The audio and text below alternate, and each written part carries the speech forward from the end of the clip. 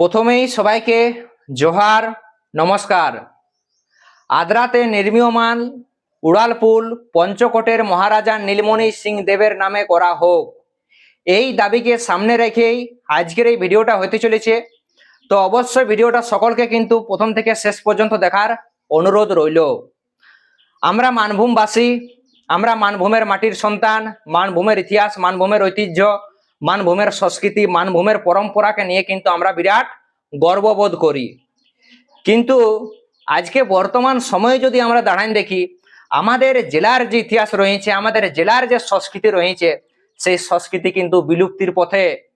আমাদের জেলার ইতিহাস কিন্তু আমরা ভুলতে বসেছি। আমাদের মানভূমের যে একটা গৌরবময় ইতিহাস কোনো এক সময় ছিল, সেই ইতিহাসও কিন্তু আমরা দিনের পর দিন ভুলতে বসেছি। তাই সেই ইতিহাসকে কিভাবে রক্ষা করা যায় এবং ভবিষ্যৎ প্রজন্মের সামনে তুলে ধরা যায়, সেটার জন্যই কিন্তু আমাদের একটা দাবি রয়েছে। সেই দাবিটা কি না, রেল শহর আদ্রাতে যে ওভারব্রিজ তৈরি হচ্ছে, সেই ওভারব্রিজের নাম যাতে পঞ্চকোটের মহারাজা নীলমণি সিং দেবের নামে করা হয়। তো এই নিয়ে হয়তো অনেকের মনেই প্রশ্ন থাকতেই পারে যে পঞ্চকোটের মহারাজা নীলমণি সিং দেব কে ছিলেন। স্বাভাবিক ব্যাপার, কারণ আমরা আমাদের যে ইতিহাস রয়েছে সেই ইতিহাস যদি আমরা না পড়ি, তাহলে আমরা জানবো কি করে পঞ্চকোটের মহারাজা নীলমণি সিং দেব কে ছিলেন। তো এক কথায় যদি আমি বলে রাখি যে পঞ্চকোটের মহারাজা নীলমণি সিং দেবের আমলটাকে আমাদের মানভূম এলাকাতে মানে স্বর্ণযুগ বলা যেতে পারে, গোল্ডেন পিরিয়ড বলা যেতে পারে।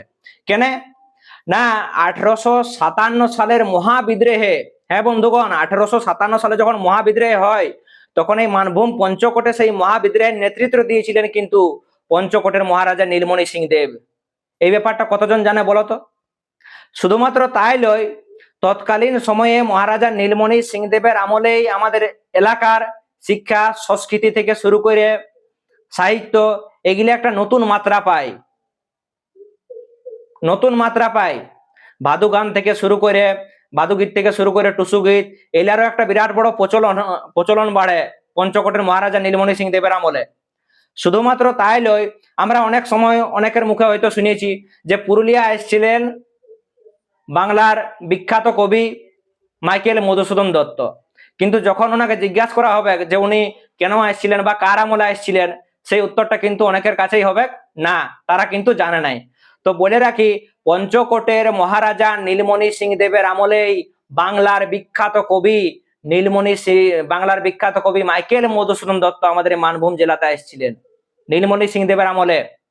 শুধুমাত্র তাই নয়, যদু ভট্ট থেকে শুরু করে যারা তৎকালীন সময়ে বড় বড় ব্যক্তিত্বরা ছিলেন, তারা কিন্তু নীলমণি সিং দেবের রাজ দরবারে আসছিলেন।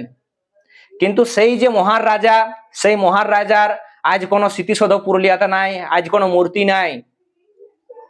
আজকে সেই মহান রাজার যে ইতিহাস, শুধুমাত্র তাই নয়, আমরা যে শহরটাতে বসবাস করি বা যে শহরটাকে জঙ্গলমহলের প্রবেশদ্বার বলা হয়, আদ্রা, রেল নগরী আদ্রা, রেল শহর আদ্রা, সেই আদ্রা শহরও কিন্তু গড়ে উঠেছে পঞ্চকোটের মহারাজা নীলমণি সিং দেবের দান করা জমির উপর। পঞ্চকোটের মহারাজা নীলমণি সিং দেবের দান করা জমির উপর এই রেল শহর আদ্রা গড়ে উঠেছে। আর যে শহরটার গুরুত্ব বর্তমান সময়ে কতটা রয়েছে, সেটা সকলে কিন্তু কম বেশি ভালোভাবে বুঝতে পারছো যে শহরটার কতটা গুরুত্ব রয়েছে।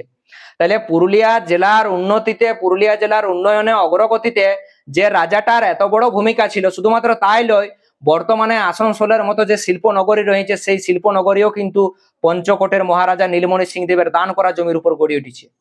উনি এমন বহু কাজ করেছেন, কিন্তু আজকে আমরা মানভূমের বাসিন্দা, আজকে ধীরে ধীরে কোথাও না কোথাও আমরা ওনার যে ইতিহাস, সেই ওনার ইতিহাস আমরা ভুলতে বসেছি।